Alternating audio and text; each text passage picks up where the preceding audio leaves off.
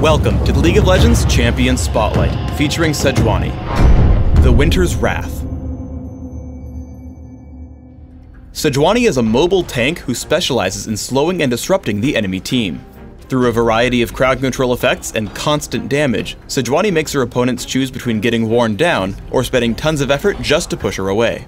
Sejuani's passive is Frost. All of Sejuani's basic attacks apply Frost, which slows her target's movement speed for a short time. Arctic Assault causes Sejuani to dash in target direction, damaging and additionally applying Frost to all enemies she hits. If Sejuani hits a champion with Arctic Assault, she immediately stops the dash. I take rank 1 of Arctic Assault at level 2, maxing it out by level 13. Northern Winds damages all enemies around Sejuani every second for a few seconds. Enemies afflicted with Frost take even more damage. I take Northern Winds at level 1 when jungling and max it last. Permafrost converts the frost on nearby enemies to permafrost, dealing damage and increasing the slow. Targets suffering from permafrost still count as frosted and take bonus damage from Northern Winds. I take permafrost at level 3 and max it by level 9. Glacial Prison sends out a skill shot nuke that explodes at maximum range, or on the first enemy champion it hits. All enemies in the explosion are damaged, stunned, and given the frost debuff. A champion who is struck directly receives an even longer stun. On Summoner's Rift, Jungle Sejuani can best be described as a ganking jungler. You should try to gank more than you would on your average jungler.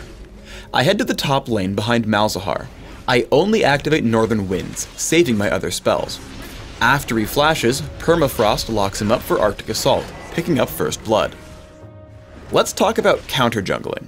When fighting against junglers, your opponent's Ancient Golem will typically respawn a little after 7 minutes into the game, so I check to see if I can steal it. I ward the river below to watch for incoming ganks, and I scroll over to see Amumu hasn't picked up that buff. I keep an eye on the minimap, noticing that Amumu is still fighting at the bottom. Malzahar is still at top, but everyone else is missing.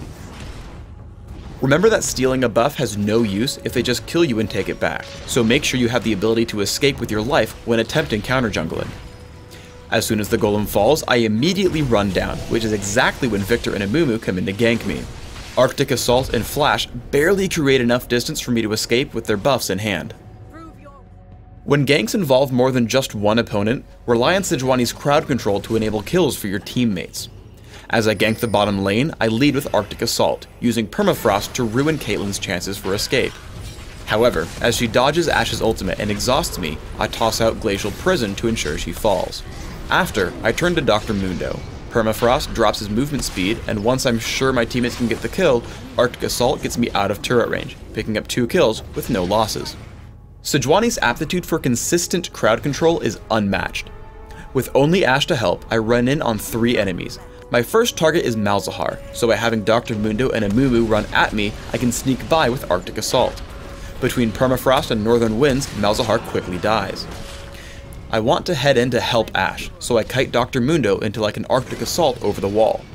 Seeing Amumu running, Glacial Prison scares him into flashing a little bit too early and failing his escape. Though he has a lead on us, Arctic Assault catches up to Dr. Mundo.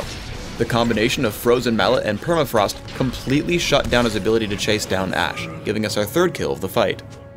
Always try to disrupt and kill the frail backline champions. As a team fight starts, I have the perfect opportunity to jump Malzahar and Victor. Opening up with all my basic abilities threatens Malzahar enough to target me with his ultimate. Now out of crowd control, Shaco is set up for an easy kill. As we now have a numbers advantage, I lock up the rest of their team with Glacial Prison, allowing us to pounce onto Victor as well. Dr. Mundo now has to make his escape, but I pump out way too much slow for him to make it out. Seeing more enemies, I continue the charge, but have to run from Caitlyn as I'm low on health. However, I take a heal from Nidalee, so I head back in. Flash into Arctic Assault allows me to catch these 2 running enemies, giving us all 5 kills for only 1 death in the fight. On Dominion, Sejuani is basically a big bully. Pushing in on Lee Sin, he doesn't have any way to continue fighting my teammate. I guess on LeBlanc's position and just barely miss her in the Fog of War with Glacial Prison. I choose to push out and chase her down, although Rammus probably could have caught her by himself. However, we're able to quickly turn back onto Lee Sin, killing him before he's able to really move anywhere thanks to our combined crowd control effects and damage. Her durability also lets Sejuani charge into some fights before her team arrives. I head in on LeBlanc and Riven, stopping their captures of the refinery. I hunt down Riven, keeping her from escaping despite the champion's remarkable mobility. My slows enable the kill for Kassadin, and we regroup to take back the refinery. For runes, I take flat armor marks, flat armor seals, magic resist per level glyphs, and gold generation quintessences. This build is aimed at clearing the jungle with safety while setting up for late game durability and wealth. For jungling masteries, take 0, 17, 13, focusing on a few key stats. For jungle power, take the masteries that reduce and return damage to minions in defense, plus runic affinity in utility.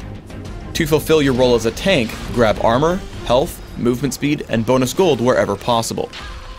Grab Smite and Flash for summoner spells, mastering both. On Dominion, or when not jungling in Classic, 121-8 works great. Swap minion-specific masteries in defense for further damage reduction, and swap your summoners for exhaust and heal, mastering both.